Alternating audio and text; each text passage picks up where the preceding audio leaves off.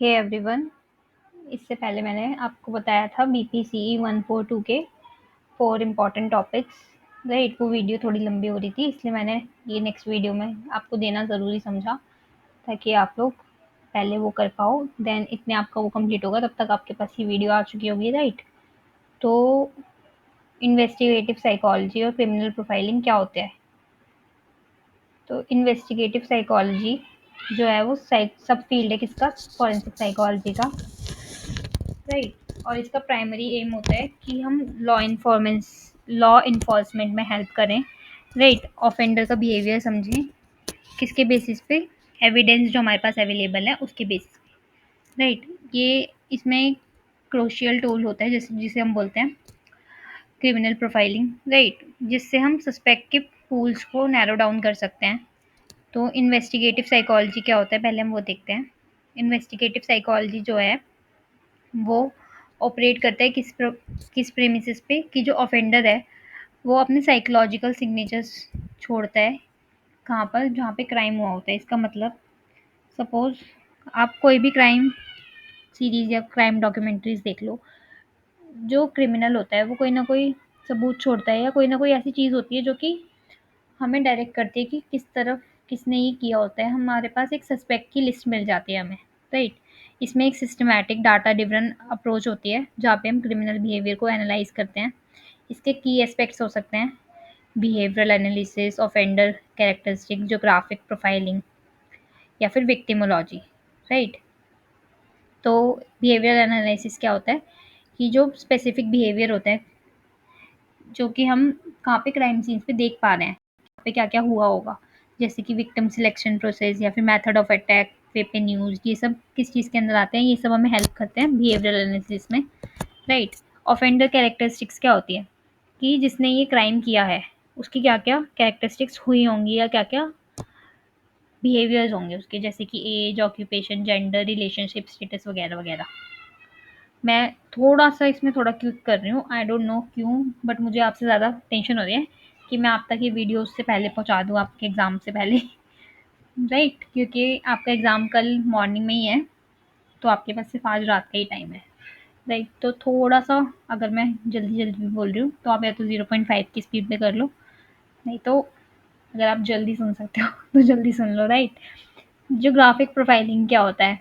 Geographic profiling में हम special patterns को एनालाइज करते हैं जो कि हमें पोस्ट प्रोबेबल एरिया बताता है जहाँ पे ऑफेंडर रहता है या फिर वो कहाँ से ऑपरेट करता है।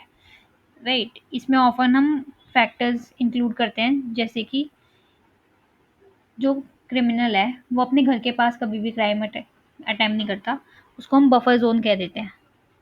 राइट, ये एक ट्रेट हो सकती है या फिर हम कह सकते हैं ये बहुत ज़्यादा चीज़ों को एनालाइज करके हमारे को ये चीज़ बताई गई है कि जो ऑफेंडर है वो कमिट नहीं करता क्राइम कहाँ पे? घर के पास।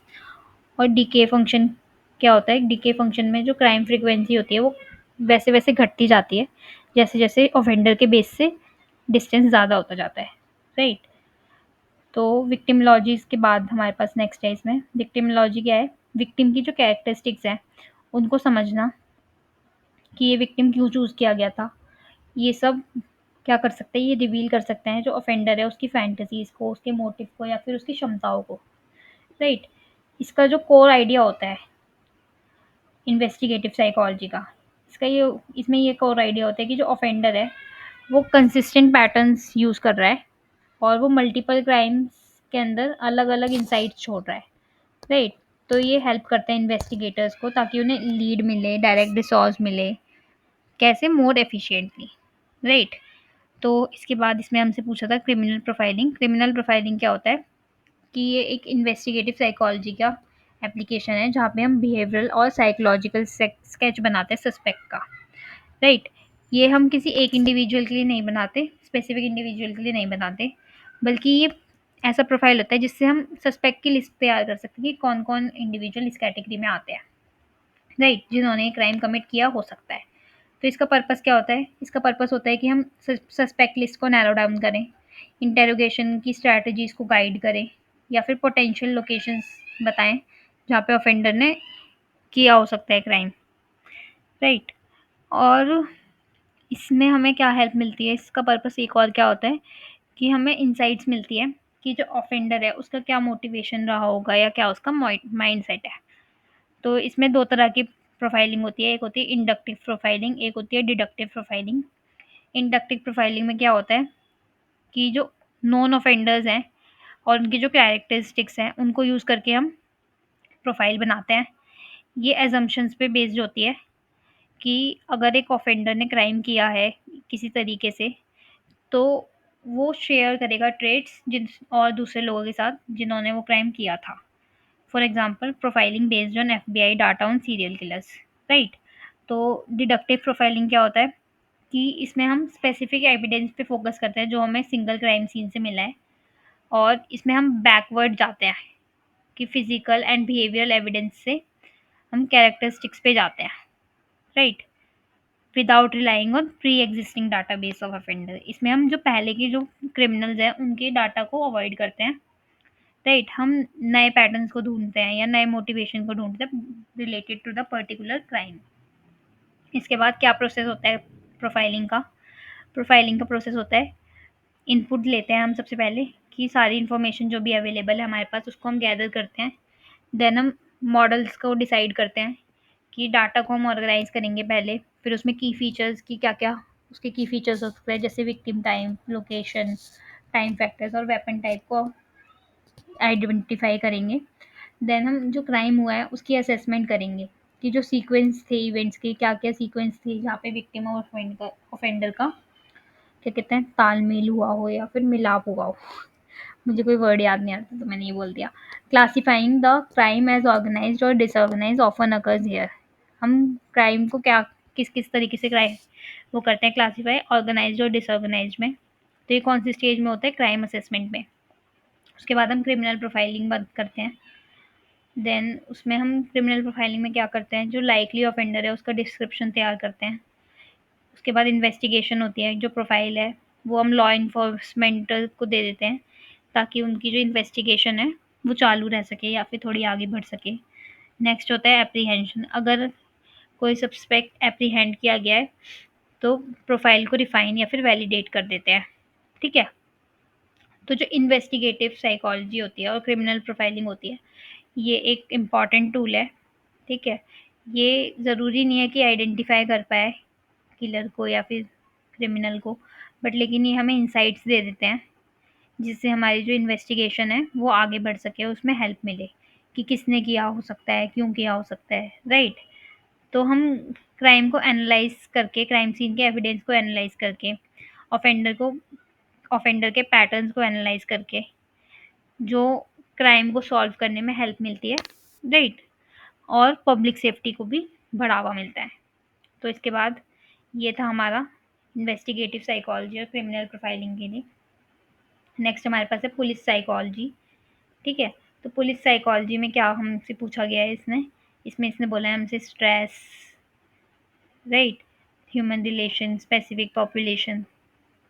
तो पुलिस साइकोलॉजी एक स्पेशलाइज्ड सब ब्रांच होती है फॉरेंसिक साइकोलॉजी की, जो कि साइकोलॉजिकल प्रिंसिपल्स को लॉ एनफोर्समेंट के मेथड में अप्लाई करती है, राइट। इसका प्राइमरी ऑब्जेक्टिव होता है पुलिस ऑफिसर्स की मेंटल वेल बीइंग को सपोर्ट प्रोवाइड करना, उनकी जो इफ़ेक्टिवनेस है कम्युनिटी में उसको बढ़ाना, और उनको स्ट्रैटेजीज़ प्रोवाइड करना कि वो अलग-अलग पॉपुलेशन से या फिर अलग-अलग सिचुएशन से कैसे डील करें। ये फ़ील्ड जो है वो एक्नॉलेज करता है किसको? Unique psychological demands of police work, कि जो पुलिस वर्क है उसमें अलग-अलग साइकोलॉजिकल डिमांड हो सकती हैं, तो उन डिमांड्स का ध्यान इस फ़ील्ड में रखा जाता है। तो इसमें सबसे पहले है पुलिस स्ट्रेस। पुलिस वर्क में स्ट्रेस तो होता ही है, ये तो हम समझ ही सकते हैं, और ये पुलिस के जो पुलिस ऑफिसर है उसकी फिजिकल और मेंटल हेल्थ को भी अफेक्ट करता है और उनकी जॉब परफॉर्मेंस को भी अफेक्ट करता है। तो इसकी सोर्स के जो है 3 मेन कैटेगराइज कर सकते हैं हम सोर्स को। हाँ, फर्स्ट क्या है? Organizational stress. ये जो इंटरनल डिपार्टमेंटल फैक्टर्स होते हैं इसकी वजह से होता है। इसके एग्जांपल हो सकता है ब्यूरोक्रेसी, शिफ्ट वर्क, जिससे उनकी स्लीप साइकिल अफेक्ट होती है, इनएडुकेट रिसोर्सेज, या फिर उन्हें अपने जो अपर जो वो होते हैं सीनियर्स उनसे सपोर्ट नहीं मिलता, राइट। ये एक मेजर स्ट्रेसर होता है जिससे जो कि डेंजरस होता है ऑपरेशनल स्ट्रेस से। राइट, ऑपरेशनल स्ट्रेस में क्या होता है कि पुलिस ड्यूटी के जो नेचर होता है उससे ये स्ट्रेस आता है। इसमें जैसे हमें डेथ, ट्रॉमा, वायलेंस का जो एक्सपोज़र होता है, वो क्या करता है, वो हमें डिसीजंस मेकिंग में अफ़ेक्ट करता है और हमें लाइफ़ और डेथ के डिसीजन लेने में हेल्प करता है under pressure, physical danger and disturbance. Right, जो डिस्टर्बेंस हुआ उसके लिए सॉरी। यहाँ पे हम थे ऑपरेशनल स्ट्रेस क्या होता है। ऑपरेशनल स्ट्रेस जो है पुलिस की ड्यूटीज़ के नेचर से ही आता है कि पुलिस में हमें काफ़ी सारी चीज़ों का सामना करना पड़ता है उन्हें। तो ये पर्टिकुलरली ट्रॉमेटिक भी होते हैं। ठीक है, तो ये उन्हें डील करना उनसे, इमोशनली चार्ज सिचुएशन से, लाइफ और डेथ के डिसीजंस लेना, ये इस सब के अंदर आ सकता है। इसके बाद नेक्स्ट है एक्सटर्नल स्ट्रेस। तो इसमें negative public perception, media scrutiny, legal challenges, ये सब आते हैं। ठीक है, तो नेगेटिव पब्लिक परसेप्शन क्या है, पब्लिक का परसेप्शन होता है वो पुलिस से डरती है। राइट, तो ये भी स्ट्रेस क्रिएट करता है उनके अंदर। मीडिया जो है वो बढ़ा चढ़ा कर चीज़ों को बताती है। लीगल चैलेंजेस भी इस जॉब के अंदर बहुत सारे होते हैं और इस जॉब की वजह से उनकी फैमिली को भी इफेक्ट हो सकता है, जैसे कि उनकी फैमिली के ऊपर डेंजर भी हो सकता है या फिर लॉन्ग आवर्स भी हो सकते हैं वर्क के। राइट, क्योंकि वो 24/7 जॉब है।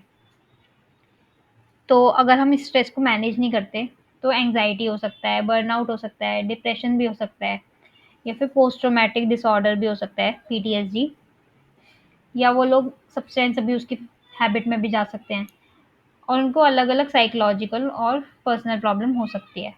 तो इसकी वजह से इसका जो इम्पैक्ट है स्ट्रेस का, वो हमें एम्फसाइज़ करता है कि हमें साइकोलॉजिकल सपोर्ट प्रोवाइड करना चाहिए ऑफिसर्स को। राइट, उसके बाद इसमें नेक्स्ट है पुलिस एंड ह्यूमन रिलेशंस। ये एरिया फोकस करता है किस चीज़ के ऊपर, जो पुलिस ऑफिसर और कम्युनिटी के बीच में पॉजिटिव इंटरेक्शन को हम प्रमोट करें और जो गुड ह्यूमन रिलेशंस हैं वो ज़रूरी होते हैं किस चीज़ के लिए, ताकि हम कोऑपरेट करें, ट्रस्ट बिल्ड कर सकें या फिर पब्लिक ऑर्डर को मेंटेन कर सकें।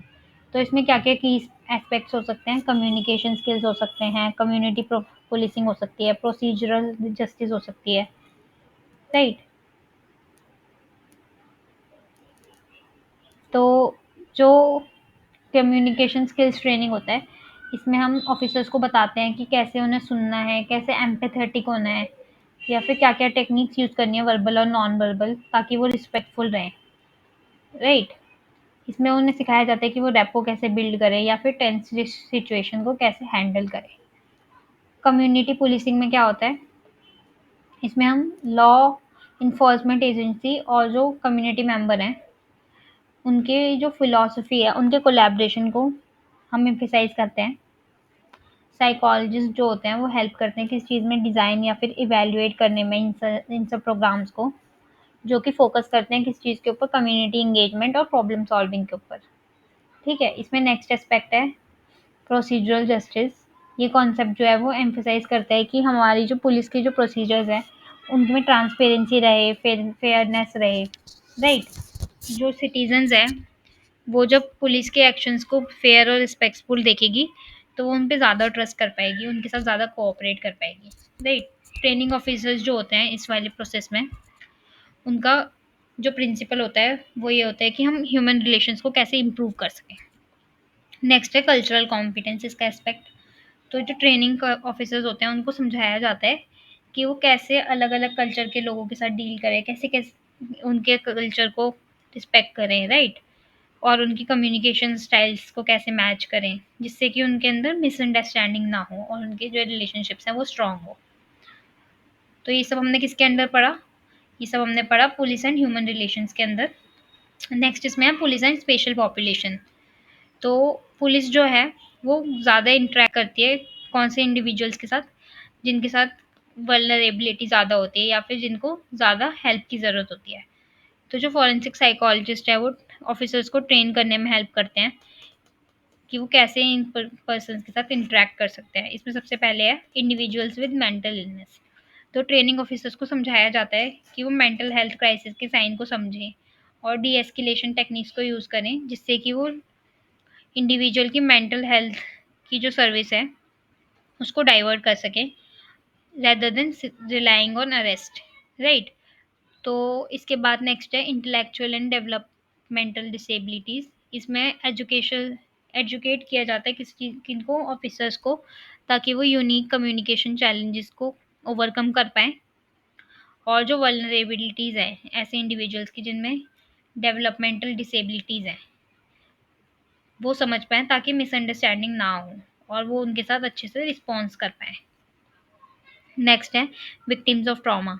तो जो ट्रेनिंग ऑफिसर्स हैं उनको समझाया जाता है कि जो ट्रॉमा है वो कैसे लोगों को अफेक्ट करता है और कैसे वो उन चीज़ से अवॉइड करते हैं, ताकि उनकी जो ट्रॉमा है वो ताकि उन्हें रिलीव ना करना पड़े, राइट। इसमें क्या क्या एग्जाम्पल हो सकते हैं कि ट्रॉमा इन्फॉर्म्ड अप्रोचेज हैं, जो कि कैसे विक्टिम्स के साथ इंटरेक्ट करने में हेल्प करती है, जैसे कि विक्टिम हो गए सेक्सुअल असॉल्ट के, डोमेस्टिक वायलेंस के, या फिर अदर थेरेप्यूटिक क्राइम के, जिससे कि उन्हें रीट्रॉमेटाइजेशन ना हो, राइट, और वो सेंसिटिवली हैंडल कर पाएँ केसेस को।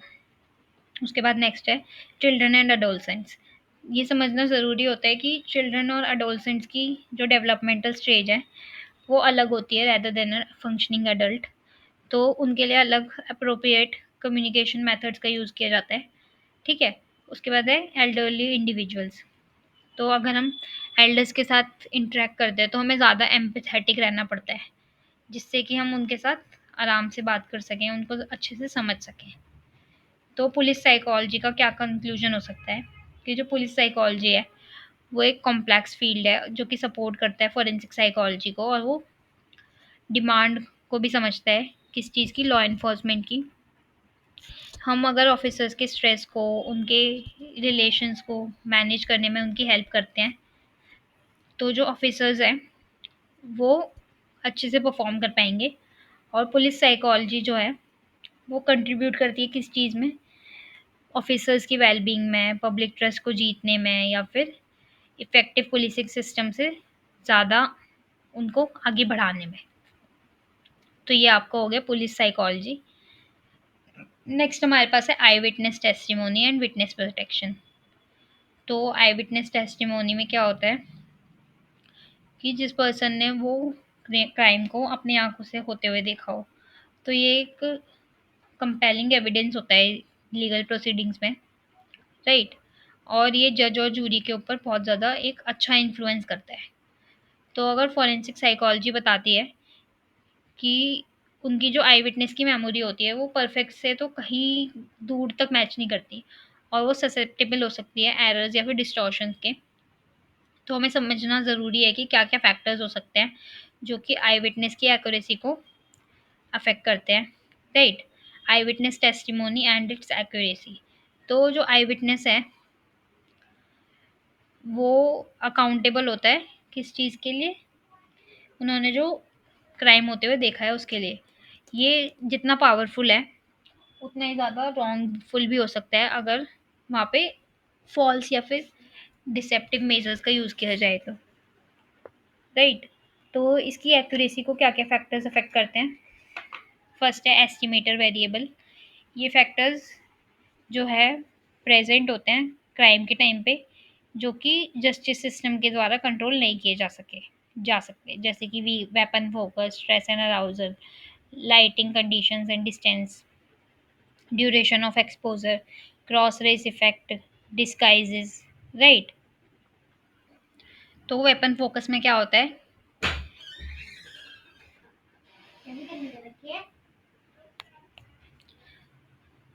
इसमें होता है कि जो वेपन है प्रेजेंस होता है क्राइम के टाइम पे, वो आई विटनेस के अटेंशन को ग्रैब करता है, और जो उनकी मेमोरी है उसको अफेक्ट करता है, जिसमें वो क्रूशियल डिटेल्स को भूल भी सकते हैं, राइट। इसके बाद नेक्स्ट है स्ट्रेस एंड अराउजल। तो जब मॉडरेट स्ट्रेस जो है वो इन्हेंस कर सकता है मेमोरी को, एक्सट्रीम स्ट्रेस जो है वो उसको ख़राब भी कर सकता है मेमोरी को, राइट। नेक्स्ट है लाइटिंग कंडीशंस एंड डिस्टेंस। जब पुअर विजिबिलिटी हो या फिर दूर से हम कोई चीज़ देख रहे हो, तो वो हमारा एक्यूरेट डिस्क्रिप्शन को अफेक्ट करता है, और हमारी जो मेमोरी फॉर्मेशन है उसको भी हिंडर कर सकता है। ड्यूरेशन ऑफ एक्सपोजर, इसमें क्या है, अगर हम सिर्फ और सिर्फ थोड़ा ही एनकाउंटर करें तो वो लेस एक्यूरेट हो सकता है और उसमें हम थोड़ा एक्सेजरेट भी कर सकते हैं, राइट। नेक्स्ट है क्रॉस रेस इफेक्ट। इसमें क्या होता है, इंडिविजुअल्स जो है वो जनरली बेटर होते हैं recognizing faces of their own race rather than faces of other race, right. Next is disguises, mask, hat या फिर अदर चीज़ों की वजह से जो आइडेंटिफिकेशन की एक्यूरेसी है वो कम हो सकती है। नेक्स्ट इसके अंदर है सिस्टम वेरिएबल्स। सिस्टम वेरिएबल्स वो फैक्टर होते हैं जो कि कंट्रोल में होते हैं जस्टिस सिस्टम के, और वो आई विटनेस की जो मेमोरी है उसको बहुत ज़्यादा इम्पैक्ट कर सकते हैं। किसके दौरान, इन्वेस्टिगेटिव और लीगल प्रोसेस के दौरान। जैसे हम लीडिंग क्वेश्चंस इसमें ले सकते हैं कि क्या हम क्वेश्चंस उसको बोल रहे हैं, राइट। वो फॉल्स मेमोरी भी बना सकता है उनके बीच में, या फिर जो मेमोरी उनके अंदर है उसको डिस्टॉर्ट भी कर सकता है। तो इसलिए ओपन एंडेड क्वेश्चंस या फिर नॉन सजेस्टिव क्वेश्चंस को ही हम प्रेफर करते हैं। Next is line up procedure.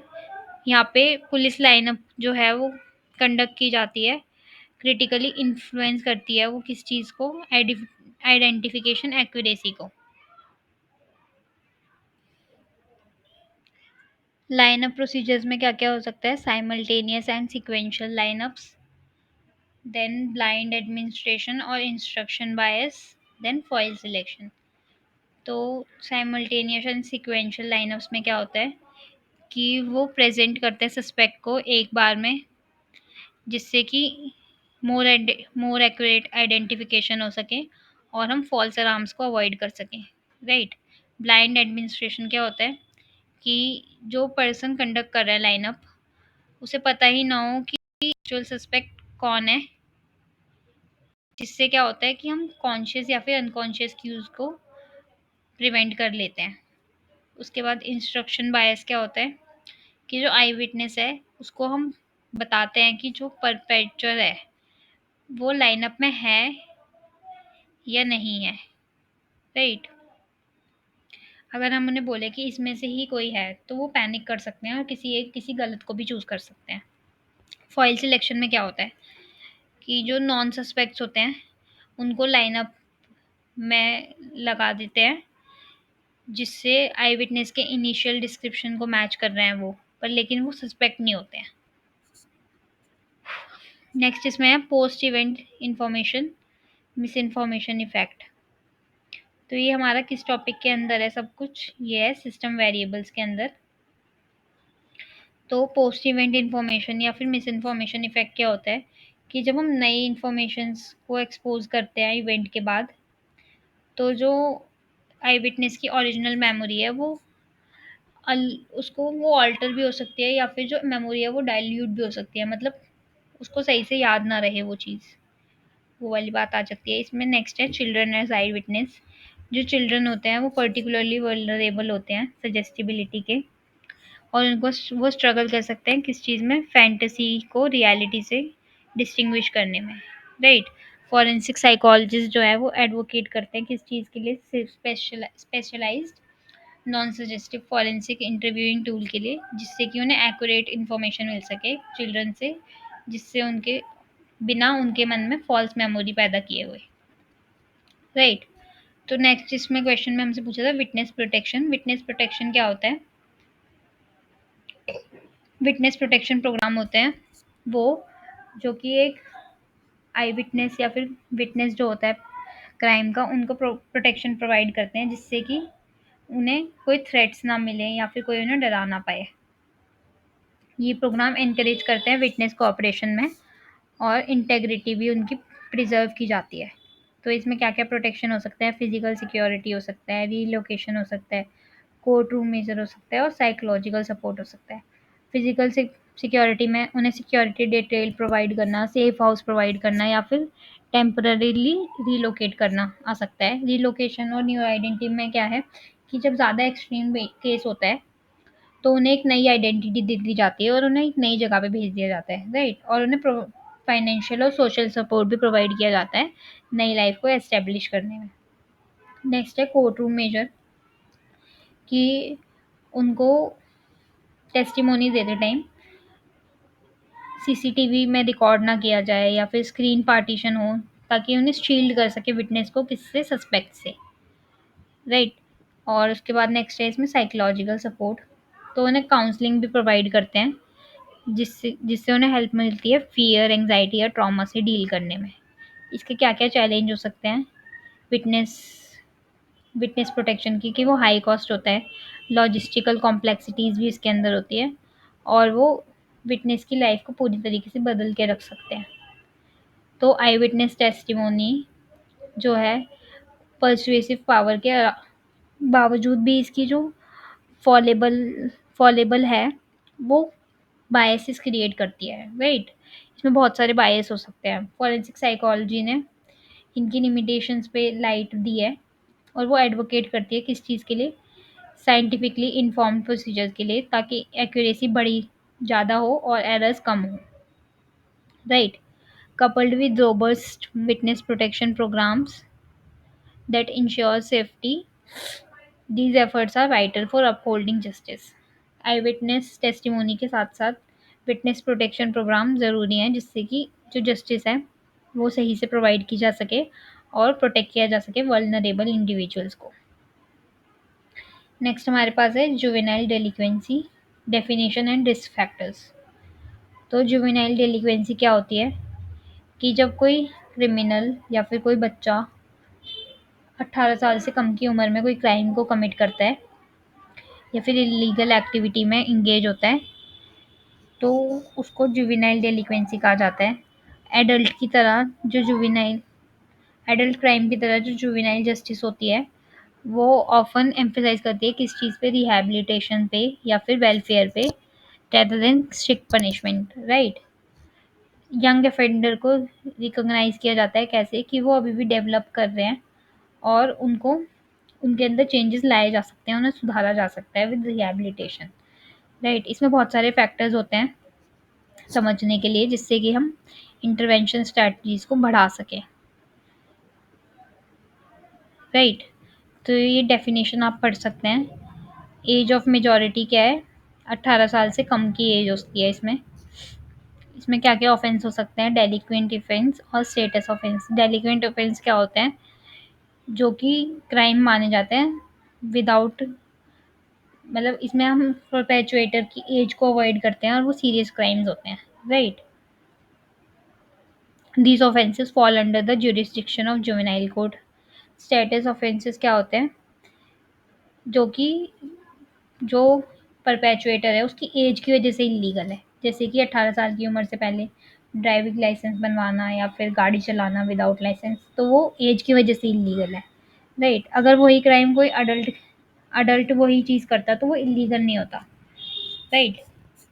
और स्टेटस ऑफेंडर्स जो होते हैं उनको सुपरविजन के अंदर रखा जाता है रैदर देन सेवर पनिशमेंट। तो इसमें क्या क्या रिस्क फैक्टर हो सकते हैं,